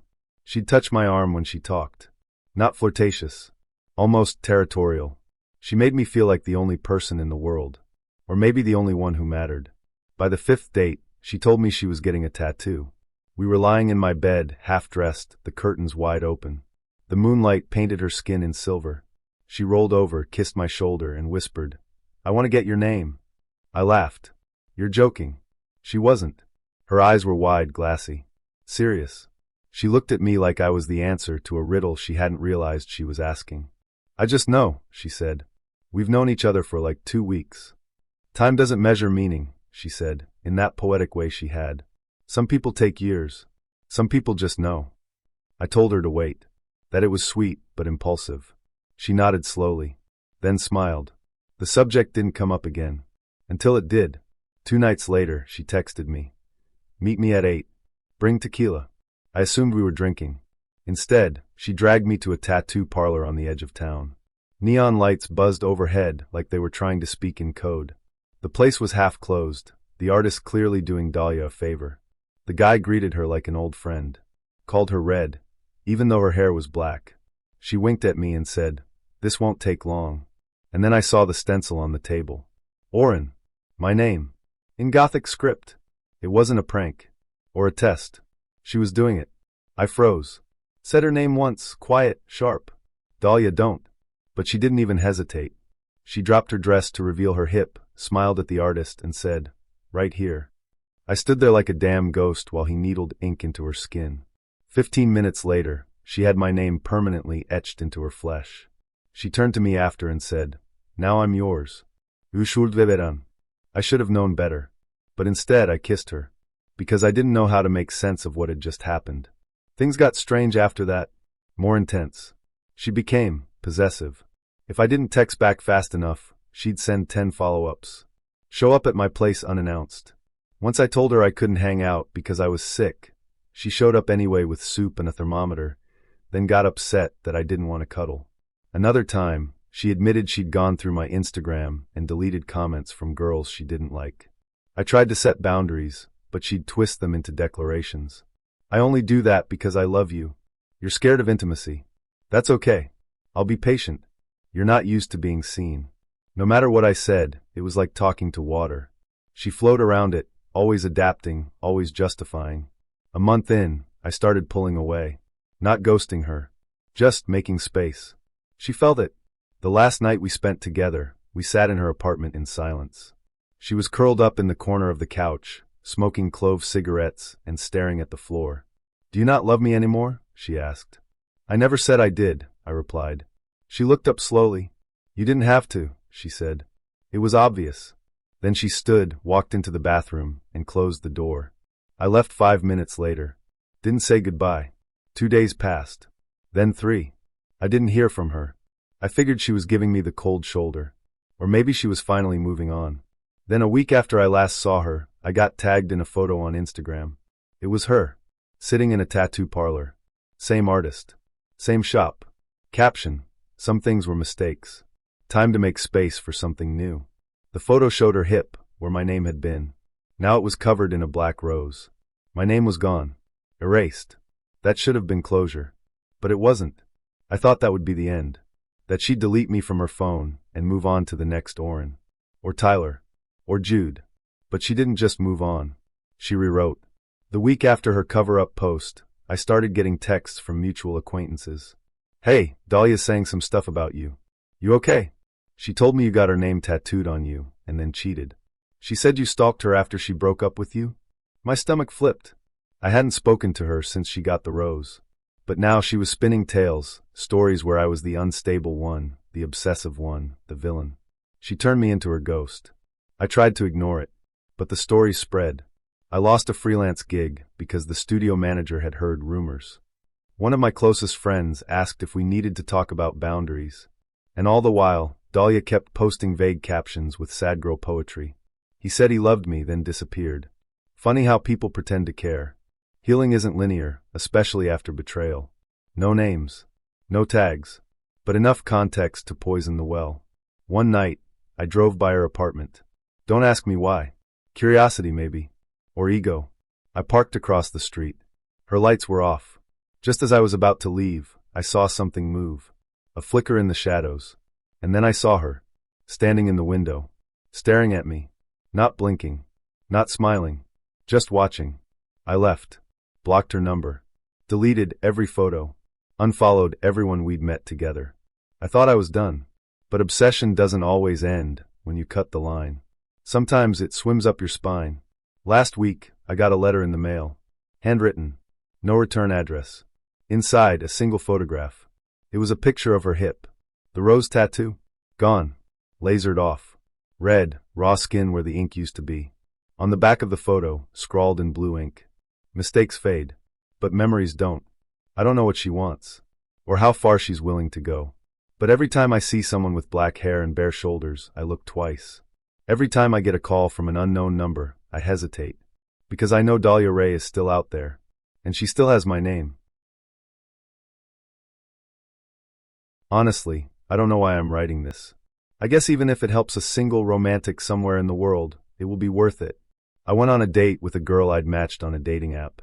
As an average-looking guy, I don't get many matches, and the ones I get usually end up ghosting or unmatching me for no reason. Men will know that feeling. Anyway, this girl was different than the rest. We matched, talked for a few hours, and decided to go on a date the very next day. A surprise but a welcome one. The next day comes, and we meet and share a bottle of wine. A few awkward moments in the beginning, but that's understandable for a first date. Overall, it was a pleasant date, and I thought she shared the same sentiment. We part ways, and my fuck-up commences. I liked her enough to send a message in the next few hours, but decided to consult some of my friends and sleep on it first. Everyone gives a different advice, and I decide to follow the 3-day rule in dating, thinking that giving her too much attention too soon would scare her off. For those who don't know the 3-day rule, it's waiting at least 3 days to text or call a girl after the first date. I wound up caving in and messaging her a day later. Told her that I had a plan for our 4th date. We talked about our upcoming 2nd and 3rd dates, half-jokingly. She seemed very offended about me not texting her for a full day after our date. I tried to explain that I was swamped at work and only had very short windows of opportunity to text, and waited until I'm fully available to talk. I apologized twice and expressed my willingness to go on another date. She sent me a few cold messages and finally unmatched me. We could have been really good together, but I decided to follow a stupid rule and not my heart. Because of that, maybe I've missed a beautiful chance at love, who knows? Everyone is different, and they have different feelings and opinions about dating, but I've learned that I should follow my heart from now on, and I suggest every hopeless romantic out there do the same thing.